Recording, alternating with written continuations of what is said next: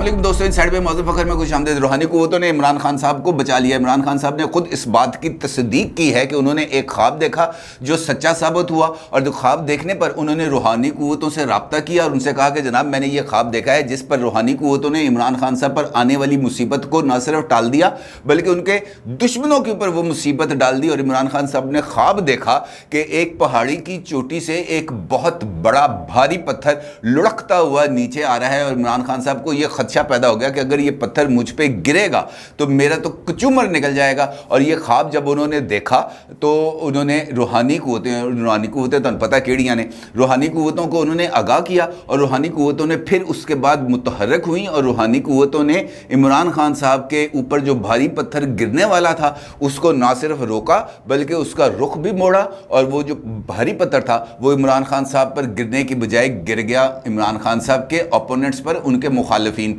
और इमरान खान साहब ने ये बात, ये नहीं है कि किसी के बंदे के कान में बताई, इमरान खान साहब ने ये वाकया बिल्कुल इसी तरीके से अपनी कोर कमेटी के अरकान को बताया, जिस पर सारे एक दूसरे के मुंह देखने लग पड़े, बल्कि एक अद्दा शायद हादसा भी निकल गया कि यार की भाई गल्ला कर रहे हैं, लेकिन ये हकीकत पर मबनी वाकया है। इस वाकये की तफसील मैं आपके साथ शेयर करूंगा और ये बताऊंगा कि किस किस तरीके से और कब कब रूहानी क़ुव्वतों ने इमरान खान साहब को बेल आउट करने की कोशिश की। और अब चूँकि पाकिस्तानी सियासत के अंदर रूहानी क़ुव्वतें बहुत ही ज़्यादा असर रखना शुरू हो चुकी हैं, लिहाजा अब उनके ज़िक्र के बगैर कोई कहानी मुकम्मल हो नहीं सकती। सारी सूरत हाल पर आपके साथ बात करूंगा, लेकिन उससे पहले बात करेंगे हुक्मरान इत्तेहाद के दावों की, क्योंकि कल हुक्मरान इत्तेहाद के इजलास के बाद एक प्रेस कॉन्फ्रेंस की गई थी और ख्वाजा साद रफ़ीक साहब ने बड़ी धुआंधार अग्रेशन पर मबनी और मज़म्मत का बयानिया लेते हुए इस बात का इज़हार किया था कि अब टक्कर का जवाब मिलेगा। और साथ उनका यह भी कहना था कि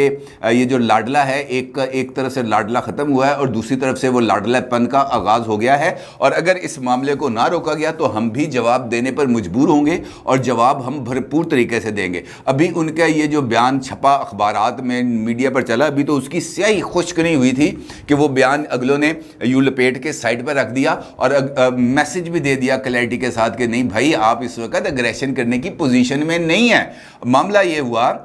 कि आपको याद है कि कुछ दिन पहले राना सनाउल्लाह साहब ने, ये जिस दिन ज़िमनी इंतखाबात वगैरह हुए थे और जो पीटीआई है और काफ लीग है उसको अक्सरियत मिल गई थी पंजाब असम्बली में, तो उसके ऊपर उन्होंने एक टीवी चैनल पर गुफ्तगू करते हुए इस बात का इजहार किया था कि अभी बहुत मरहले बाकी हैं, there are many slips between cup and lips, तो इस दौरान कुछ भी हो सकता है, पीटीआई के 4-5 बंदे गायब भी हो सकते हैं, और ऐसी सूरत हाल में परवेज़ इलाही साहब के लिए चीफ मिनिस्टर बनने का ख्वाब ही रह जाएगा। अच्छा, ये बात उन्होंने कर दी रूटीन के अंदर। आपको पता है हर एक बंदे का अपना गुफ्तगू करने का स्टाइल होता है, उनका मतलब शायद ये ना हो, क्योंकि उसी इंटरव्यू के अंदर उनका ये कहना था कि अभी हमारी पार्टी लीडरशिप की तरफ से इस काम की इजाज़त नहीं मिली, यानी इस बात की इजाज़त नहीं मिली कि वो मुखालिफिन के बंदे तोड़ने की कोशिश करे। लेकिन परवेज़ इलाही साहब ने ये मामला उठाया और चले गए सुप्रीम कोर्ट में। सुप्रीम कोर्ट में जनाब फौरी तौर पर एक 2 रुकनी बेंच बन गया, मिस्टर जस्टिस एजाजुल एहसन और मिस्टर जस्टिस मुनीब अख्तर साहब पर मुश्तमिल, और इस बेंच ने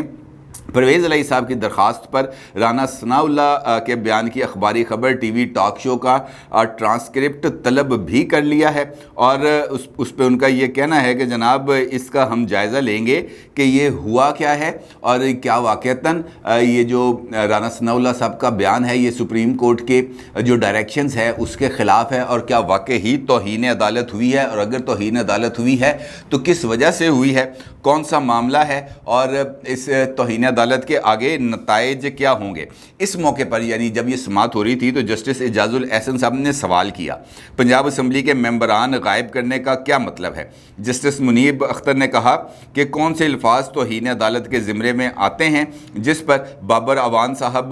जो वकील थे उनका कहना था कि मैं सब्तैन खान साहब का वकील था और उसी केस पे यहाँ पर पेश हुआ हूँ, लिहाजा ये जो उनकी जो धमकी है राना सनाउल्लाह साहब की कि जनाब 5-7 अरकान असम्बली गायब हो सकते हैं, यानी उनको लापता किया जा सकता है, यानी उनको उठाया जा सकता है, उनको छुपाया जा सकता है, तो ये बुनियादी तौर पर जो फ्री एंड फेयर इलेक्शन कराने की बात की थी सुप्रीम कोर्ट ऑफ पाकिस्तान ने, ये उसकी नफ़ी है। लिहाजा इसके ऊपर ना सिर्फ एक्शन लिया जाना चाहिए बल्कि राना सनाउल्लाह के ख़िलाफ़ तौहीन अदालत की कार्रवाई भी चलनी चाहिए। अब इसका आगे क्या मामला होगा ये तो अब अदालत अपने फैसले से बताएगी, लेकिन पैगाम मिल गया वाज़ेह तौर पर। اب پیغام تو آ گیا کہ جناب تسی کچھ نہیں کرنا, پرویز الہی صاحب کو چیف منسٹر بننے دینا, کیونکہ اگر پرویز الہی صاحب کو چیف منسٹر نہ بننے دیا تو پھر کانسیکوینسز کو آپ بھگتنے کے لیے تیار رہیں گے. لیکن یہ کہانی صرف رانا ثناء اللہ پر جا کے ختم نہیں ہوتی, بلکہ مختلف جگہوں پر مختلف قسم کے فیصلے آئے ہیں, اور جو ججمنٹس آئی ہیں وہ بڑی عجیب و غریب قسم کی ہیں. مثال دیتا ہوں آپ کو, پشاور ہائی کورٹ نے بھی ایک فیصلہ دیا, اور یہ جو نیب نے انکوائری شروع کی تھی دوبارہ, یہ جو بلین ٹری سونامی ہے, مالم جبہ کیس ہے, بینک آف خیبر ہے, بی آر ٹی ہے, کہ جناب اس پر ہم دوبارہ انکوائری شروع کریں گے. 4 انکوائریز اور کچھ تفتیشیں انہوں نے شروع کرنے کا اعلان کیا تھا. پشاور ہائی کورٹ نے منع کر دیا کہ جناب اس کیس کے اوپر ابھی آپ نے کوئی کارروائی نہیں کرنی جب تک یہ کیس ہمارے پاس زیر سماعت ہے. اسٹے آرڈر مل گیا. یعنی یہ جو اسکینڈل سے جس کے بارے میں اس وقت کے چیئرمین نیب کی طرف سے واضح طور پر کہا گیا تھا کہ یہ مالم جبہ والا اور بلین ٹری سونامی والا یہ تو اوپن اینڈ شٹ کیس ہے, اور ساتھ جاوید اقبال صاحب کا یہ کہنا تھا کہ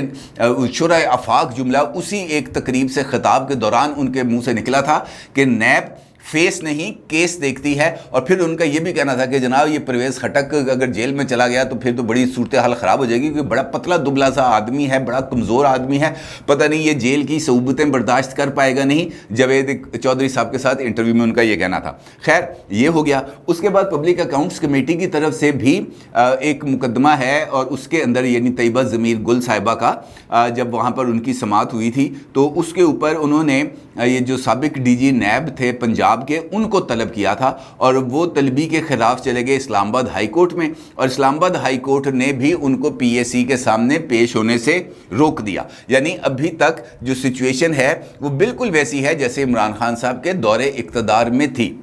اب اگر ہم دیکھیں صرف اور صرف رانا ثناء اللہ صاحب کے بیان کا اگر جائزہ لیں تو رانا ثناء اللہ صاحب وزیر داخلہ ہیں اور وفاقی وزیر داخلہ ہیں, اور بطور وفاقی وزیر داخلہ ان کے کنٹرول کے اندر صرف ایک ادارہ ہے جس کا نام ہے ایف آئی اے, فیڈرل انویسٹیگیشن ایجنسی, اور ایف آئی اے کے ذریعے ہی اگر انہوں نے کسی جگہ پر کوئی آپریٹ کرنا ہے تو وہ کر سکتے ہیں. اس کے علاوہ ان کے پاس کوئی اور اتھارٹی اویلیبل نہیں ہے. اور ایف آئی اے آپ کو معلوم ہے کہ وہ یہ خود عمران خان صاحب کی ہی ایک تقریر کے جواب میں سپریم کورٹ آف پاکستان کے chief justice mister justice Umar Ata Bandial صاحب کی طرف سے سو موٹو لیا گیا تھا, اور ایف آئی اے سے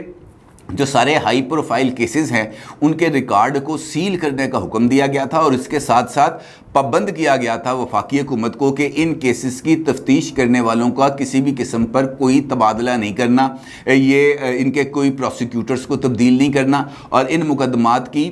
تفتیش کے اندر یا ان مقدمات کی عدالتوں میں پیروی کے دوران کے لیے بھی کسی قسم کی کوئی مداخلت نہیں کرنی. اب ایک جگہ پر اگر حکومت کے ہاتھ اس طریقے سے کر کے باندھ دیے جائیں تو اس حکومت سے بندہ کیا توقع کر سکتا ہے کہ جناب وہ بندے چک لے گی؟ بندے کیسے لے گی؟ پنجاب پولیس کے ذریعے اٹھائے گی نا, یا اسپیشل برانچ کے ذریعے, یا آئی بی کے ذریعے, یا ایف آئی اے کے ذریعے, ان کے علاوہ تو اور کوئی راستہ نہیں ہے. لیکن جب سپریم کورٹ اس طریقے سے یوں آنکھیں لگا کے بیٹھی ہو تو ایسی صورتحال میں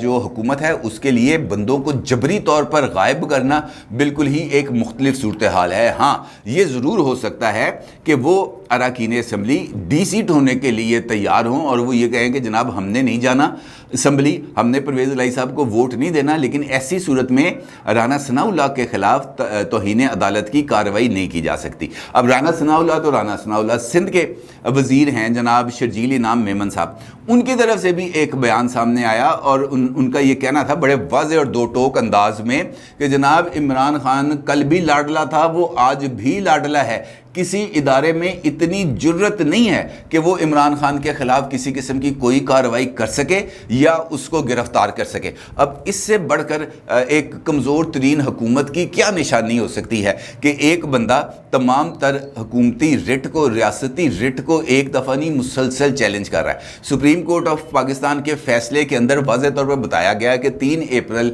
کے جو اقدامات تھے وہ غیر آئینی تھے, اور عمران خان صاحب اس ساری گیم کے ماسٹر مائنڈ تھے, کیونکہ انہی کے کہنے پر آگے پوری گیم چلی, لیکن کوئی کارروائی نہیں, حکومت میں کارروائی کر نہیں سکتی. اب اس صورتحال کے اندر بلند و باغ دعوے کیے جائیں, پریس کانفرنسیں کیے جائیں, اینٹ سے اینٹ بجانے کے دعوے کیے جائیں, یا یہ کہا جائے کہ ٹکر کا جواب ملے گا, اور اس کے بعد بندہ پھر خاموش ہو کے بیٹھ جائے اور اس قسم کے اقدامات دیکھنا شروع کر دے, تو اس کا مطلب یہ ہے کہ جناب واقعتاً وہ کھیل جو وہ کھیلنا چاہتے ہیں اب وہ اس کے اندر تو مکمل آزاد ہیں, لیکن حکومت کو کسی بھی قسم کا کوئی بھی کھیل پولیٹیکلی یا نان पॉलिटिकल गेम खेलने की उनको किसी भी तौर पर इजाज़त नहीं है। अब पंजाब की सूरत हाल पर चूँकि अगर हम बात करें तो मैंने पिछली वीडियो के अंदर भी आपको बताया था कि आसिफ अली जरदारी साहब 2 प्लान्स लेकर गए थे चौधरी शुजात हुसैन साहब के पास और उन्होंने अपनी तजावीज़ दी थी। अब चौधरी शुजात साहब की तरफ से भी एक मुतबादल प्लान आ गया है सामने, शुजात फार्मूला आ गया है सामने।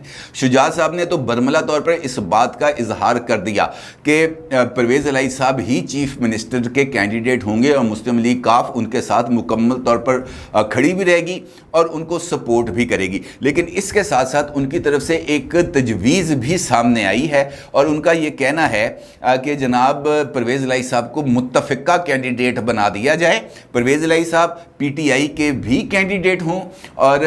आसिफ अली जरदारी साहब की तजवीज़ के मुताबिक शुजात हुसैन साहब हुक्मरान इत्तेहाद को भी ये कह रहे हैं कि वो परवेज़ इलाही साहब की सपोर्ट करें, यानी परवेज़ इलाही साहब इस तरफ से के भी उम्मीदवारों हों और उस तरफ के भी उम्मीदवारों। और चौधरी शुजात हुसैन साहब ने जो पैगाम भिजवाया है आसिफ अली जरदारी साहब को, उसके अंदर उनको ये कहा गया है कि ऐसी सूरत में अगर परवेज़ इलाही साहब कैंडिडेट हो जाते हैं मुत्तफ़िका तो वो किसी के ख़िलाफ़ कोई भी इंतकामी कार्रवाई नहीं करेंगे, किसी के हवाले से कोई मुंतकमाना या इंतकामी जज्बा नहीं रखेंगे और वो सूबे को बिल्कुल मेरिट के ऊपर चलाएंगे, किसी के भी पॉलिटिकल इंटरेस्ट को वो नुकसान नहीं पहुंचाएंगे और वो सिंपल अपनी जो तमाम तर तवज्जो है वो गवर्नेंस के ऊपर रखेंगे। क्योंकि इस वक्त जो पंजाब जो कि पाकिस्तान का आबादी के लिहाज से सबसे बड़ा सूबा है उसको गवर्नेंस से ही दरकार है और जिस तरह की इस वक्त माशी मसाइल हैं उसके लिए ऐसे यकजहती का इजहार करना बहुत ही ज़्यादा बेहतर हो सकता है। और अगर ये वाला पहला कदम उठा लिया जाए तो फिर उसके बाद मरकज़ के ऊपर भी इमरान खान साहब से परवेज़ इलाही साहब के ज़रिए बातचीत की जा सकती है और वहाँ पर भी आपके लिए कोई गुंजाइश तैयार की जा सकती है। तय तो ये हुआ था कि आसिफ अली जरदारी साहब ने एक मुलाकात और करनी है, लेकिन अब ये जो नया शुजात फार्मूला आया है इसके बाद अब ये देखना पड़ेगा कि आसिफ अली जरदारी साहब हुक्मरान इत्तेहाद के दीगर अकाबरीन के साथ मशवरा करके कौन सा नया लाहे अमल इख्तियार करते हैं और क्या वो परवेज़ इलाही साहब के हवाले से शुजात फार्मूले को तस्लीम करने पर हुक्मरान इत्तेहाद को राज़ी कर पाएंगे या नहीं। ये एक नई डेवलपमेंट है, लेकिन अभी इस पर ये ऊँट किस करवट बैठेगा अभी इस हवाले से कोई फैसला नहीं हुआ। लेकिन अब चूँकि रूहानी क़ुव्वतें मुतहरक हो चुकी हैं खुद इमरान खान साहब के ऐलान के मुताबिक, तो रूहानी क़ुव्वतों ने देखना ये है कि अब उन्होंने फ्यूचर के अंदर जाके कौन सा रोल प्ले करना है। आपको याद है कि ये जो 17 जुलाई के इलेक्शंस हुए थे इनके इंतखाबी नताइज आने के बाद 18 जुलाई को बनी गाला में कोर कमेटी का एक इजलास हुआ था और उस इजलास में दीगर जो पीटीआई की लीडरशिप है उसके साथ साथ शेख रशीद अहमद साहब भी मौजूद थे और शेख रशीद अहमद साहब ने इस बात का यानी इमरान खान साहब के ख्वाब का इंकशाफ भी किया और उन्होंने इस बात का इजहार भी किया कि ये बात इमरान खान ने मुझे अकेले में नहीं बताई बल्कि कोर कमेटी के इजलास के अंदर उन्होंने बताई कि मैंने जब मैं इक़्तिदार के आखिरी दिनों में था और मेरे खिलाफ अभी तहरीक अदम एतमाद पेश नहीं हुई थी और तैयारियां की जा रही थी अपोजिशन की तरफ से कि मुझे घर भेजा जाए, उस वक्त मैंने एक ख्वाब देखा। ख्वाब कुछ यूँ था कि पहाड़ की चोटी से एक बहुत बड़ा भारी पत्थर नीचे की तरफ आ रहा है, लुढ़कता हुआ आ रहा है और मैं बिल्कुल उसके नीचे खड़ा हूँ और अगर मुझे ये गुमान हुआ कि अगर ये पत्थर मुझ पर गिर गया तो मेरा तो कचूमर निकल जाएगा। और ये ख्वाब उसके बाद उनकी आंख खुल गई और उन्होंने इस ख्वाब के बारे में जो उनके इर्द गिर्द रूहानी क़ुव्वतें हैं उन्होंने उनको आगाह किया, जिस पर एक नजूमी से रब्ता किया गया। नजूमी ने हिसाब लगाया और उनसे कहा कि ये आप इस वक्त शदीद तरीन मुश्किलात का शिकार हैं और अगर ये तहरीक अदम एतमाद या हुकूमत के सेटअप को चैलेंज किया जाता है तो फिर आपके बचने का किसी भी सूरत कोई इम्कान नहीं होगा। लिहाजा